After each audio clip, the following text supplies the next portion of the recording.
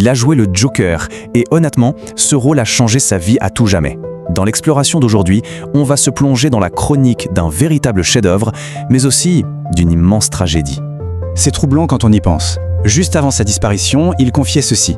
La semaine dernière, j'ai probablement dormi en moyenne 2 heures par nuit. Mon corps était épuisé et mon esprit continuait de tourner. 2 heures de sommeil par nuit, c'est à peine croyable. Son esprit refusait tout simplement de s'arrêter, le poussant vers un épuisement total. Première partie, l'artiste derrière le masque. Parce qu'avant de plonger dans l'obscurité, il faut bien comprendre qui était Heath. C'était pas juste un acteur, c'était un créateur totalement obsédé par sa vision, quelqu'un qui rêvait de devenir réalisateur. D'ailleurs, il réalisait déjà des clips musicaux avec le collectif The Masses. C'était vraiment un perfectionniste acharné, aussi bien devant que derrière la caméra. Il dégageait une énergie créative complètement débordante, il voulait que tout soit parfait. Deuxième partie, plonger dans les ténèbres. Alors comment on arrive à une performance aussi terrifiante? La réponse, c'est l'immersion totale, le fameux method acting. C'est une technique hyper exigeante où, pour faire simple, les frontières entre la vie personnelle et le rôle professionnel s'effacent pour atteindre une authenticité absolue. C'est exactement ce qui s'est passé pour lui. La ligne est devenue floue et la frontière entre la fiction et la réalité a commencé à disparaître. Concrètement, comment il a fait ça? Eh bien, premièrement, il s'est isolé.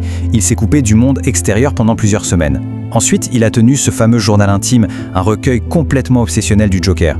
Et le but ultime, c'était d'incarner physiquement et mentalement le chaos absolu. Il vivait, il respirait, il devenait le personnage. Troisième partie, le prix de l'art. Mais voilà, un tel niveau de dévouement, ça a un prix. Et un prix terrible. D'un côté de la balance, on a l'acclamation critique. Une performance légendaire, un pur génie cinématographique. Mais de l'autre, le contraste est glaçant. On parle d'insomnie chronique, d'une pneumonie qui traînait, d'une dépendance aux médicaments juste pour réussir à trouver le sommeil, et d'un épuisement total de l'organisme. Et ce n'est pas qu'une fatigue physique. Des proches soulignent une grande fragilité émotionnelle à cette époque.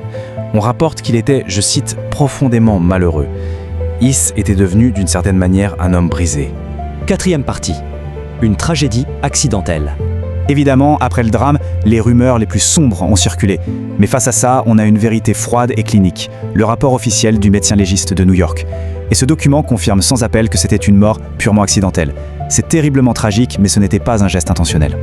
Le responsable, c'est ce cocktail létal, sans doute né du désespoir d'un esprit qui n'arrivait plus à s'éteindre. Une combinaison fatale d'analgésiques comme l'oxycodone et l'hydrocodone, mélangée à des anxiolytiques et des somnifères comme le diazépam ou l'alprazolam. Un mélange qui ne pardonne pas. Quelques mois seulement avant la sortie du film, il disparaît à tout juste 28 ans. Cinquième partie, un héritage immortel. Son décès tragique survient donc en janvier 2008. L'été suivant, The Dark Knight sort en salle et c'est un triomphe absolu à travers le monde. Et puis en 2009, la consécration ultime. Il remporte l'Oscar du meilleur acteur dans un second rôle. Un Oscar gagné dans l'ombre de son absence. C'est l'histoire d'une performance légendaire, devenue une tragédie. Mais il y a eu un ultime hommage, vraiment magnifique. Pour permettre l'achèvement de son tout dernier film, l'Imaginarium du Dr Parnassus, 3 immenses acteurs, Johnny Depp, Jude Law et Colin Farrell, sont venus le remplacer pour sauver le projet. Et le plus beau geste de l'histoire, ces 3 acteurs ont fait don de l'intégralité de leur salaire à la fille de Heath, Mathilda. Tout ça nous laisse avec cette grande question.